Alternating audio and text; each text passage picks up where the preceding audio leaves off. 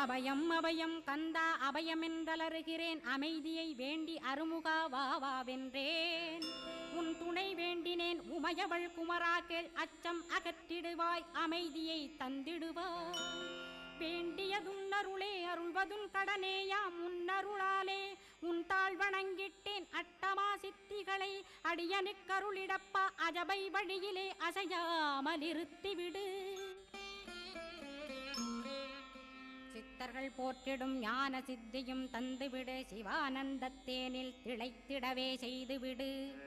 அருள் ஒளி காட்சியை அகத்துளே காட்டிவிடு, அருவை அறிந்திடும் அவ்வருளே நீ தந்துவிடு. அனுகிரகித்திடுவாய் ஆதி குருநாதா கேள், ஸ்கந்த குருநாதா ஸ்கந்த குருநாதா.